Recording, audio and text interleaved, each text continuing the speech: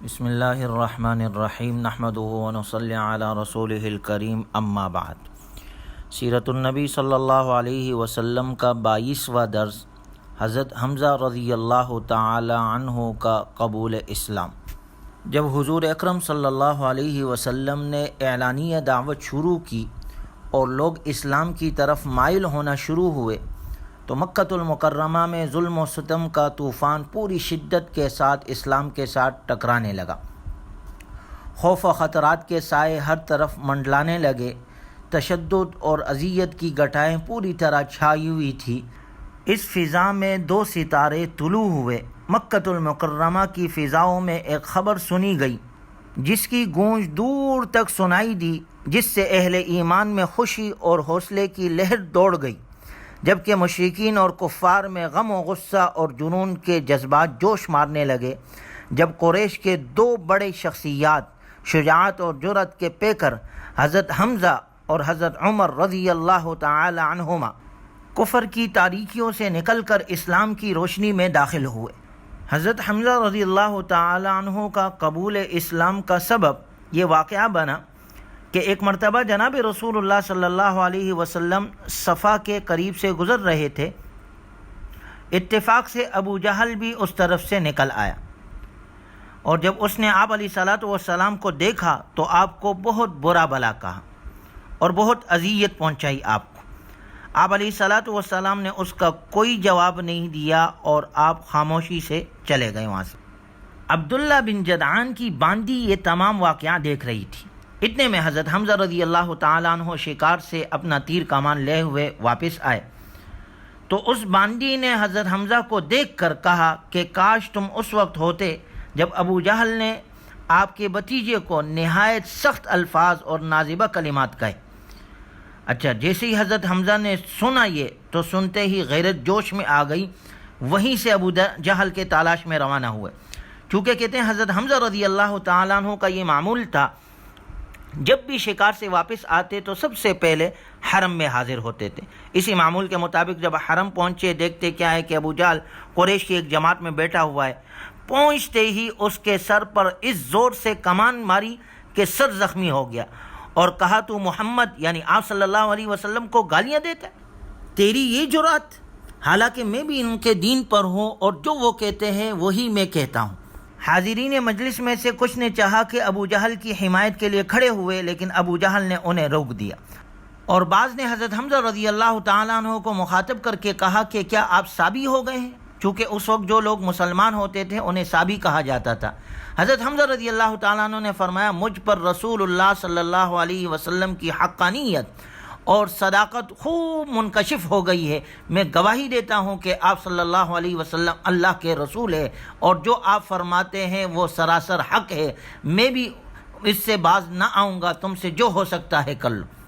حضرت حمزہ رضی اللہ تعالیٰ عنہ یہ کہہ کر گھر واپس آ گئے۔ شیطان نے وسوسہ ڈالا کہ اے حمزہ، تم قریش کے سردار ہو، تم نے اس صحابی کا کیسے اتباع کیا اور اپنے آباء و اجداد کا دین کیوں چھوڑ دیا؟ اس سے مر جانا بہتر تھا۔ جس سے حضرت حمزہ رضی اللہ تعالیٰ عنہ فرماتے ہیں کچھ مجھے شکوک و شبہات ہوئے، تو خود فرماتے ہیں کہ میں نے اللہ سے دعا مانگی، اللہم ان کان رشدا فاجعل تصدیقہ فی قلبی،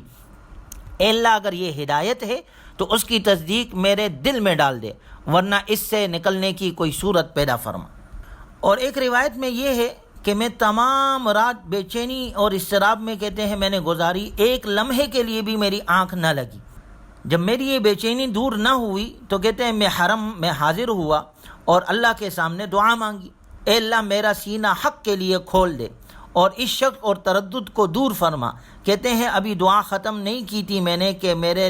دل بالکل صاف ہو گیا۔ صبح ہوتے ہی آپ صلی اللہ علیہ وسلم کی خدمت میں حاضر ہوا، تمام واقعہ عرض کیا۔ آپ علیہ السلام نے میرے لیے استقامت اور اسلام پر قائم اور ثابت رہنے کی دعا فرمائی۔ قریش نے جب دیکھا کہ حضرت حمزہ رضی اللہ تعالی عنہ مشرف باسلام ہو گئے اور دن بدن مسلمانوں کی تعداد بڑھتی جا رہی ہے اور اسلام کے خلاف ان کی تمام تدبیریں ان کے خلاف الٹ گئی، انہی حالات میں پریشان سرداران مکہ ابو جہل، عتبہ، شیبہ، ولید بن مغیرہ، امیہ بن خلف، اسود بن عبد المطلب اور دیگر رؤسائے قریش نے مشورہ کیا کہ آپ علیہ الصلاۃ والسلام سے گفتگو کے ذریعے سے مفاہمت کی کوئی شکل پیدا کی جائے۔ آپ علیہ الصلاۃ والسلام سے مصالحت، سمجھوتا اور کمپرومائز کے لیے جس شخص کا انتخاب کیا گیا وہ عتبہ، چونکہ ترغیب و ترہیب اور لالچ اور دھمکیوں کے تمام حربے ناکام ہو چکے تھے، لہٰذا ایک اور حربہ استعمال کیا جا رہا تھا کہ اب ہمدردی کے ذریعے سے آپ علیہ الصلاۃ والسلام کا راستہ روکا جائے۔ عتبہ آپ علیہ الصلاۃ والسلام کے پاس آیا اور بڑے مدبرانہ انداز میں کہنے لگا، اے بھتیجے، آپ ہم میں عزت اور خاندان کے اعتبار سے جس مقام پر ہے اس سے ہم واقف ہیں، لیکن آپ اپنی قوم کے پاس ایسی بات لائے ہیں جس نے ان کے درمیان تفریق ڈال دی ہے،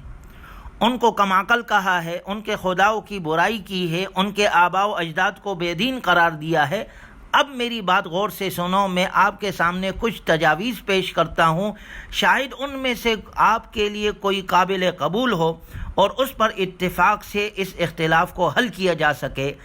آپ صلی اللہ علیہ وسلم نے فرمایا، ابو ولید کہو، میں سنوں گا۔ عتبہ نے کہا کہ اے بھتیجے،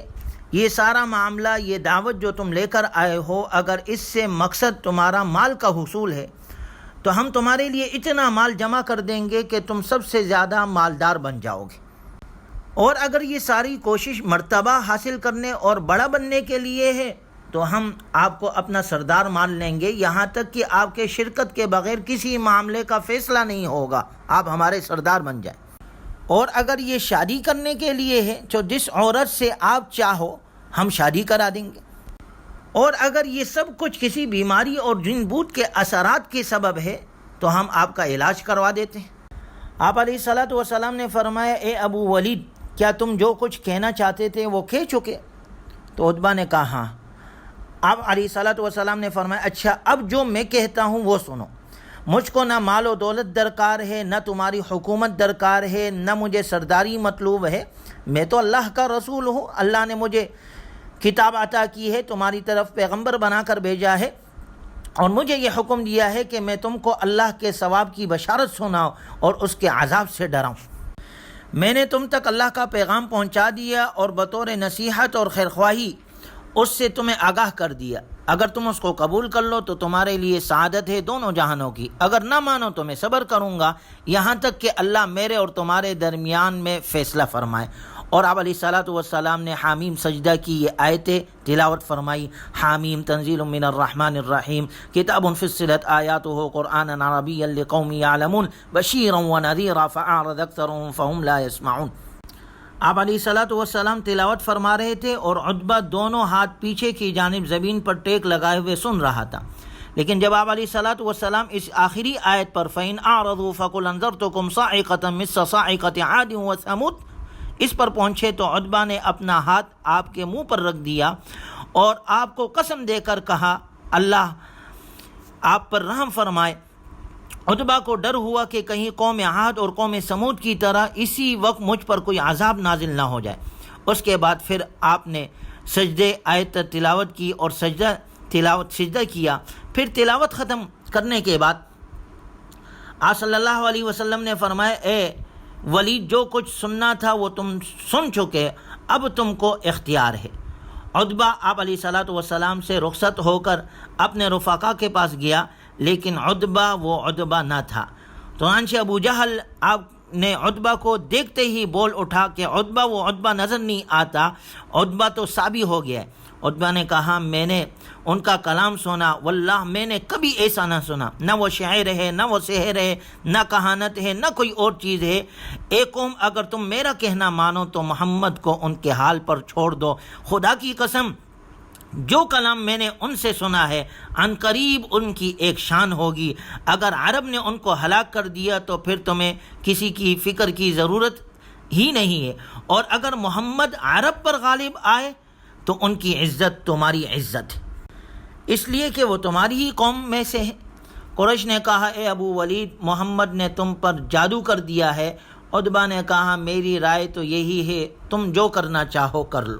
آپ علیہ الصلاۃ والسلام نے ان کی یہ پیشکش ٹکرا دی اور صاف بتلا دیا کہ دین کے معاملے میں کوئی سمجھوتا، کوئی مصالحت اور کوئی کمپرومائز نہیں ہو سکتا۔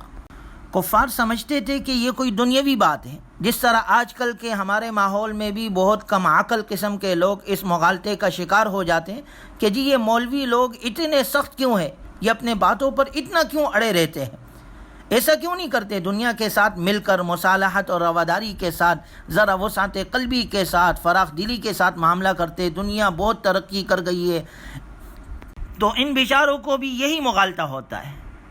آدمی رواداری وہاں کرتا ہے، مصالحت وہاں کرتا ہے، سمجھوتا وہاں کرتا ہے، کمپرومائز وہاں کرتا ہے جہاں اس کی اپنی بات ہو، میرا اپنا کام ہو، آپ نے مجھ سے پیسے لینے ہیں، آپ نے مجھ سے گھر مانگا ہے، تو آپ نے مجھ سے رہنے کی جگہ مانگی، اس میں تو میری رواداری ممکن ہے، لیکن اللہ کے دین میں تبدیلی،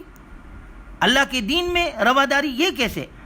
ایک آدمی کا اچھا جی بہت سارے لوگ داڑھی منڈواتے ہیں لہٰذا مولوی صاحب رواداری کا مظاہرہ کرے، چپ کر جائے، جائز نہیں کر سکتے تو چپ تو کر جائے، یہ رواداری نہیں ہوگی، یہ دین سے انحراف ہوگا، دین سے غداری ہوگی۔